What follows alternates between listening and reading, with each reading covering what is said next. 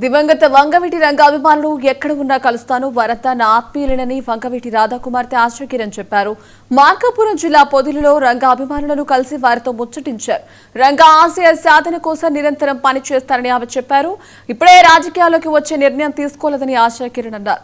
స్థానిక లక్ష్మీ పద్మావతి సమేత వెంకటేశ్వర స్వామి దేవస్థానంలో ప్రత్యేక పూజలు నిర్వహించారు.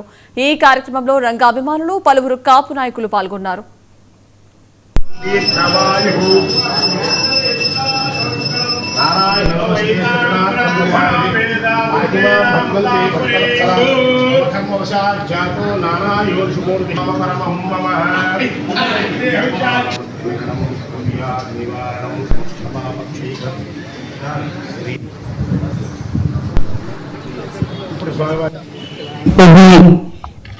రావడం జరిగింది. రంగా గారి అభిమానుల ఆహ్వానం మేరకు వచ్చాను, కలిశాను అందరినీ. చాలా సంతోషంగా ఉంది. అలాగే శ్రావణ వెంకటేశ్వర గారికి ఇక్కడికి ఆహ్వానించినందుకు చాలా ధన్యవాదాలు. ఆయనకి, ఆయన కమిటీకి, గుడి కమిటీకి ధన్యవాదాలు తెలియజేసుకుంటున్నాను.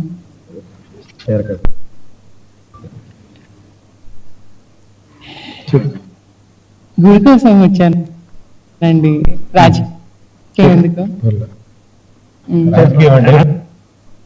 ఆశయ సాధన కోసం ఆయన ఆశయ సాధన ఉంది కదా, ఎస్సీలు, మైనార్టీలు, బడుగు బలిహోనాలు కదా అత్యాధికారం అని. ఆ దిశగా మీరు ఏమైనా రాజకీయ దిశగా అడుగులు కానీ, రాజకీయ పార్టీ నిర్మాణం కానీ, ప్రత్యామ్నాయ రాజకీయ పార్టీలు చేరటం కానీ అలా? ప్రస్తుతానికి రాజకీయ నిర్ణయాలు నేనేం తీసుకోలేదండి. నేను ఎప్పుడు తీసుకుంటే అప్పుడు మీ అందరినీ తప్పకుండా పిలుస్తాను, డెఫినెట్లీ చెప్తాను ఎలాంటి నిర్ణయం తీసుకున్నాను అనేది.